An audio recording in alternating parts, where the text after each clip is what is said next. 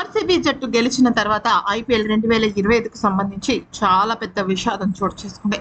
నిజం చెప్పాలి అంటే, ఒక్క మాటలో చెప్పాలి అంటే, అటు ఆర్సీబీ జట్టు యాజమాన్యాన్ని తప్ప, కర్ణాటక ప్రభుత్వాన్ని తప్ప, కర్ణాటక పోలీసులది తప్ప అనేది పక్కన పెట్టేస్తే 11 మంది అమాయకుల ప్రాణాలు బలి తీసుకున్నాయి.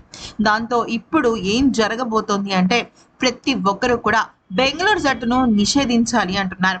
అయితే బెంగళూరు జట్టుని నిషేధించాలని, ఆర్సీబీ ఆటగాళ్ళని జైల్లో వేయాలి అంటూ నానా రకాలుగా సోషల్ మీడియాలో విపరీతంగా భారీ ఎత్తున డిమాండ్ చేసి హ్యాష్ ట్యాగులతో ట్రెండింగ్ చేసిస్తున్నారు. అయితే నిజానికి ఆర్సీబీ విక్టరీ పెరేడ్ కు బెంగళూరు పోలీసులు అనుమతి ఇవ్వలేదు అన్న వార్తలు వచ్చాయి.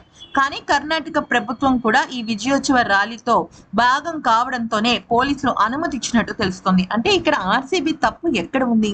వాళ్ళు గనక పోలీసులు ఎలో చెయ్యము అంటే ఆర్సీబీ వాళ్ళు కూడా ఏమీ మాట్లాడేవారు కాదు కదా. అలాంటప్పుడు మరి ఎందుకు ఇదంతా చేశారు వీళ్ళు?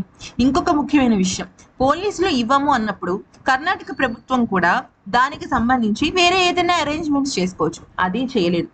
అవన్నీ తప్పులు అక్కడ నడుస్తున్నట్టు మనకి స్పష్టంగా కనిపిస్తుంది. మరి అలాంటప్పుడు ఆర్సీబీ ఆటగాళ్ళు ఏం చేస్తారు అంటే, ఇక్కడ కొంతమంది కొన్ని రకాల విషయాలు వాదనలో వినిపిస్తున్నారు.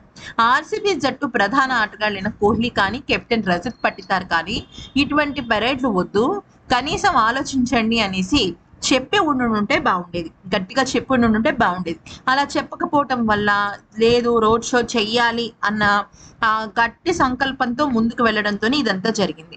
ముఖ్యంగా కర్ణాటక ముఖ్యమంత్రి Siddaramaiah, deputy CM DK Shivakumar వీళ్ళందరూ కూడా ఆసుపత్రికి వెళ్లి బాధితులను పరామర్శించారు. కానీ ఇదంతా ఏంటి? ఈ తొక్కిసలాట ఎవరు ఊహించారు?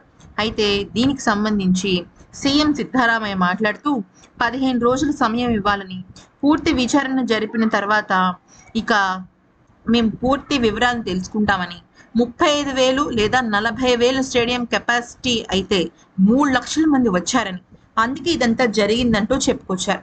అయితే నిజానికి సామాన్య జనాలకి 35,000 కెపాసిటీయా, 1,00,000 కెపాసిటీ అని తెలియదు.